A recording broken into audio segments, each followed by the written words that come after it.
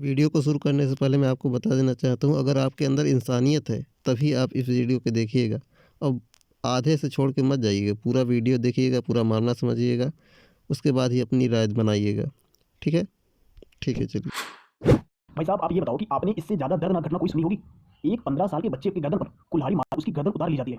इससे ज़्यादा खतरनाक, इससे ज़्यादा दर्दनाक घटना आपने कभी सुनी है? बताइए। शायद नहीं सुनी होगी, लेकिन एक घटना कल घट चुकी है। ये पूरा मामला भीतरवार शहर का है। अब सबसे पहले आप ये समझ लीजिए कि भीतरवार है कहाँ पर। मध्य प्रदेश की ग्वालियर जिले में एक सिटी है भीतरवार के नाम से। ये पूरा मामला वहीं का है। भाई साहब एक 15-16 साल का लड़का था, अपनी माँ का इकलौता लाल था। कल वो बघेल समाज का बालक बकरी चराने के लिए जब जंगल में जाता है, तो वहाँ पर कुछ दबंग लोग आ जाते हैं और उस बच्चे के साथ कहासुनी हो जाती है। गुस्से में आए उन दबंग लोगों ने उस बच्चे की गर्दन पर कुल्हाड़ी से मारकर उसकी हत्या कर देते हैं और वो बच्चा तड़प तड़प कर अपनी जान दे देता है। घटना हो जाने के बाद काफ़ी समय के बाद जब उस लाल की माँ को उस बारे में पता चलता है, तो उस माँ के ऊपर क्या बीतती है। माँ रो रो कर बुरा हाल कर देती है अपना, और गुहार लगाती है लोगों से कि कोई उसकी आकर मदद करे, लेकिन कोई भी उसकी मदद के लिए आगे नहीं बढ़ता। माँ बेसहारा हो जाती है। इकलौती संतान थी, अरमान बघेल नाम था। माँ उस दिन खून के आंसू रो रही थी, लेकिन भाई साहब उस माँ के आंसू को पूछने वाला वहाँ पर कोई नहीं था। माँ सबसे गुहार लगा रही थी कि कोई उसकी आकर मदद करे, लेकिन कोई भी उसकी मदद के लिए आगे नहीं बढ़ा। उस मैया को जब किसी तरीके से गिरिराज बघेल, हमारे बड़े भाई गिरिराज पहलवान का फ़ोन नंबर मिलता है, तो उन्होंने गिरिराज पहलवान को फ़ोन मिलाया। और गिरिराज पहलवान जब फ़ोन रिसीव करते हैं, तो उन्होंने माँ से पूछा कि पूरा मामला क्या है। उस माँ ने रो रो कर पूरा हाल बताया और गिरिराज पहलवान से विनती की कि उनकी आकर मदद करी जाए। इसके बाद गिरिराज पहलवान उस माँ को सांत्वना देते हैं कि मैं अभी 1 घंटे के अंदर उस घटनास्थल पर पहुंचने वाला हूँ, आप चिंता मत करिए। उस फोन के कट जाने के बाद गिरिराज पहलवान के पास अब ज़्यादा समय नहीं बचा था। वहाँ से उनके घर की दूरी 10 किलोमीटर थी।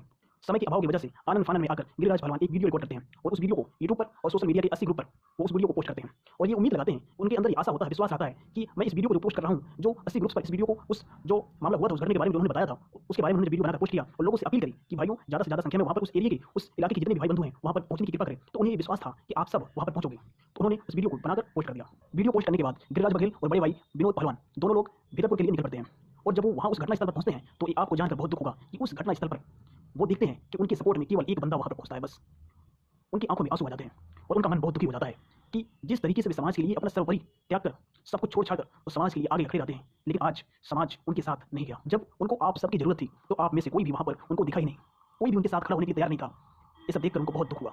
फिर पहलवान साहब अकेले पहुंचे वहाँ पर, उस बिलखती हुई माँ को सांत्वना दिलाया और उन्हें विश्वास दिलाया कि उन आरोपियों को, उन दरिंदों को पकड़वा कर उन्हें कड़ी से कड़ी सजा दिलवाया जाएगा। और आप वहाँ पर नहीं थे, अपना समाज वहाँ पर खड़ा नहीं था, इसके बावजूद बघेल साहब ने ये कहा कि पूरा समाज आपके साथ खड़ा है। अब आप सब बताइए, आप सब उनके शब्दों का लाज रखोगे या नहीं रखोगे? आप सब उस बेसहारा माँ के पीछे खड़े रहोगे कि नहीं खड़े रहोगे? आप सब उस माँ का साथ दोगे कि नहीं दोगे? उस दरिंदों को पकड़वाने में उस माँ की मदद करोगे या नहीं करोगे? डिसाइड आपको करना है कि अब आपको क्या करना है। आप मुझे ये बताओ कि इससे ज़्यादा दर्दनाक घटना कुछ हो सकती है? जब ऐसी घटना होने के बावजूद हमारा समाज वहाँ पर इकट्ठा नहीं हुआ, तो फिर आप कब समाज का साथ दोगे?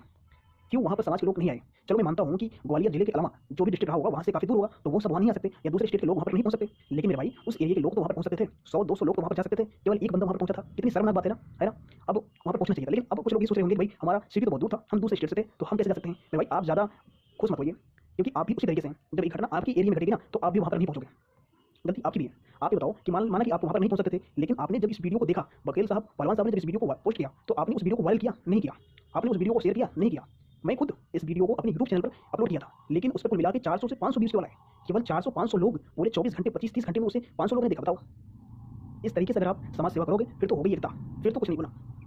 आप सबसे पहले अब इसी को देख लो, कुछ लोग इस वीडियो को लास्ट तक देखेंगे नहीं, उनको ये बातें अच्छी नहीं लगेंगी। कल जो घटना हुई थी, उस वीडियो को कितने लोगों ने शेयर किया आप बताइए? मुझे नहीं लगता किसी ने शेयर किया होगा। अगर आपने शेयर किया, कुछ लोगों को छोड़कर तो नहीं किया होगा, कुछ ही लोगों ने शेयर किया है। बाकी लोग तो, उनके लिए तो एक आम बात है, उनको कोई फर्क नहीं पड़ता। उनका उनके घर में जब कुछ होगा तब उन्हें फर्क पड़ेगा, उन्हें तब समाज की जरूरत पड़ेगी, वो चाहेंगे कि समाज उनके साथ खड़ा हो। तो मेरे भाई ऐसा नहीं होता। अगर आज आप समाज के साथ नहीं खड़े रहोगे, तो कल आपको समाज का साथ नहीं मिलेगा, आपको समाज बहिष्कार कर देगा।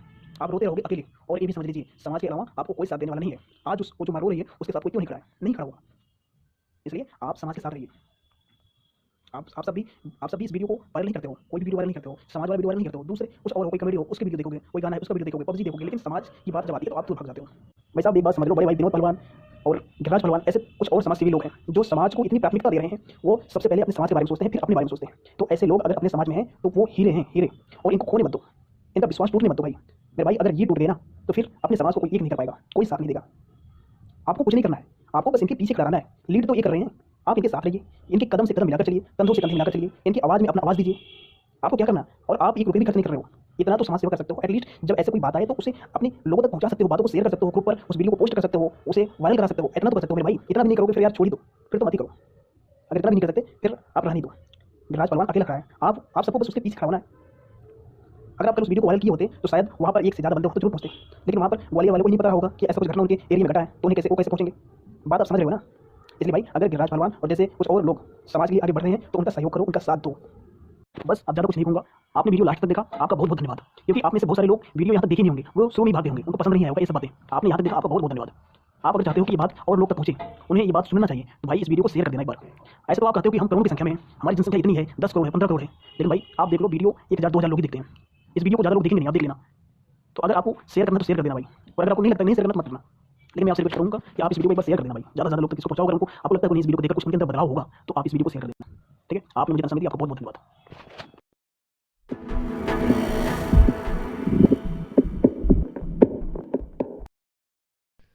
दोस्तों, पूरा मामला सुनने के बाद मैं आप सभी से एक ही आग्रह करूँगा कि समाज के सभी लोग जिस तरीके से चुनाव कैंपेनिंग में लगे थे, इस बच्चे को न्याय दिलाने के लिए, इसकी माँ को न्याय दिलाने के लिए एक बार सब सामने आए, ऑनलाइन, ऑफलाइन, किसी भी तरीके से। अगर आपके सीने में दिल धड़कता है, तो आप इस बच्चे के लिए, न्याय के लिए आवाज़ ज़रूर उठाएं। आप किसी भी कास्ट से हों, कोई मैटर नहीं, इंसाफ के लिए आवाज़ ज़रूर उठाइए प्लीज़।